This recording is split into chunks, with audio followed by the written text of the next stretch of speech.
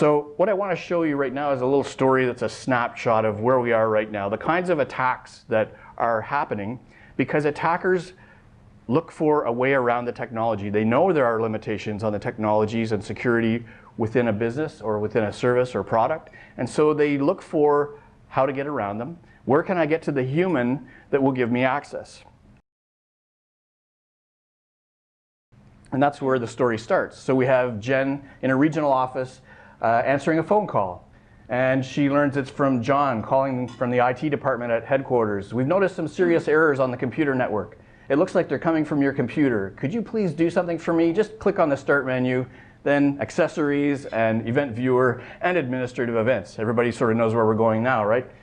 It's the old Microsoft support scam that people are getting called at home on, but it's a variation now that's happening to businesses.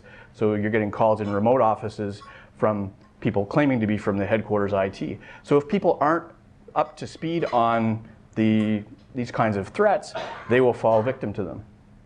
And what we have here then is Jen following the instructions. She says, yeah, I see the errors. And while the attacker says, well, normally I would just do a remote session and fix it on your computer, but we can't do that today. It's not working. So I need you to go to a site and download a program and install it. And so this is where we actually end up with the result a day or two later after Jen feels she's helped out the IT help desk. Turns out she's helped the hacker break into the system. And we know where it goes from there. So that just sort of gives you a picture of where we come from. That was a snapshot. At any given time, there are going to be vulnerabilities in different software technologies, and we have attackers who are looking to exploit the human side of it. So whether you say we could fix that particular scenario with certain technologies, that's fine. We can do that today, tomorrow. Is it being done? Not really. There are a lot of businesses that are actually still suffering from these types of attacks.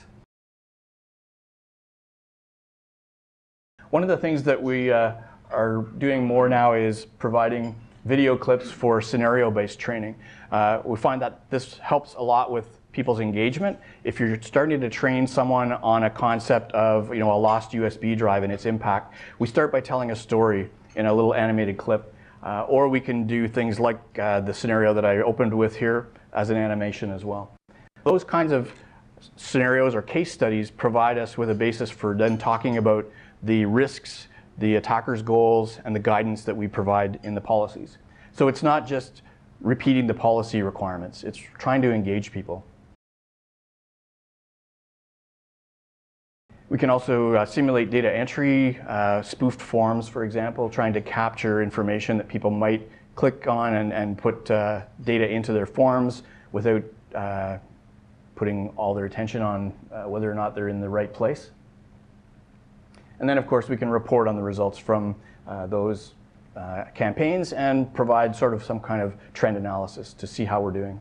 Some examples of the phishing templates that we've used. Down the left-hand side, we've got banking, social networking, IT, government, online services, various different languages, in fact, if we need to. But basically, I like to try and spread them out in different topics. So as we get closer to Christmas, there will be more e-commerce, things like courier deliveries, like who doesn't have a courier delivery expected in the next few weeks, right, before Christmas. And landing pages, we can simulate things like ransomware, give people a little bit of a heart attack, but not for long, right? We need to keep them from doing anything irrational or unexpected. But we do want to get the message across that they just shouldn't have clicked on that link. And people tend to remember the moment they clicked and they get that message, you got phished or something like that.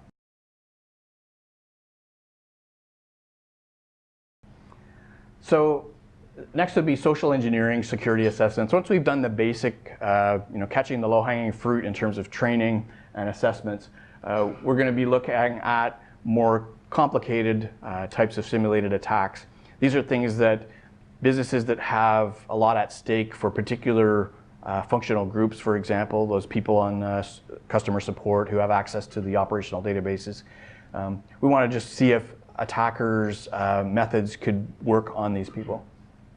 So we do a certain amount of research, just like any penetration testing would do. One of the interesting things about these tests is, as in a penetration test, we would have a terms of reference or rules of engagement, we call it, where management understands, the implications, who needs to know what kind of testing is going on, etc. But there also has to be a bit of a disclaimer there for the tester. So if things get a little out of hand, the tester doesn't get blamed. Well, in pen testing, that's pretty well understood. What's the worst that can happen? The system goes down, we lose some revenue. Well, in the cases of dealing with humans, they're very unpredictable. There was one case where I did a USB drop, and even though the IT security managers expected people to take them to the help desk and turn them in, they didn't account for the one situation where somebody found one, and on the devices it had some financial information that looked like a budget for the year or something. And when they saw that, they thought, oh my God, someone's trying to exfiltrate internal confidential information out of the business on USB drives. So they took it to the deputy minister.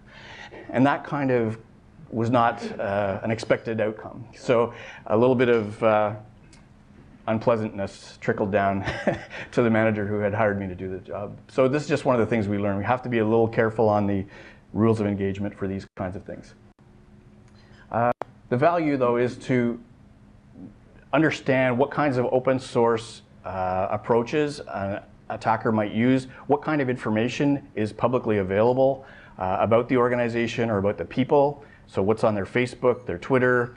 This is where it gets into a really kind of an interesting area, because we can't always dictate what people do in their personal lives, but more and more often now we're getting the acceptable use policies and the employee agreements saying that we don't want you, or you're not allowed to do anything or post anything on the internet that could have certain adverse effects on the organization. So whether it's enforceable or not, these are the things that we need to start monitoring and educating people on. Most of these kinds of assessments are becoming one of the top recommendations in threat risk assessments and audits that have been done for many organizations. So just to close up, one of my favorite quotes, every good risk decision by an employee strengthens your culture and improves performance. So it's not just about compliance. There's a reason why we do this, and we can actually get more out of it if we do it right. Got a query but short on time? Email your question to info@trm.ca. Just send us your message along with details of your preferred means of contact, and we'll be in touch as soon as possible. You'll find the address at our website, trm.ca.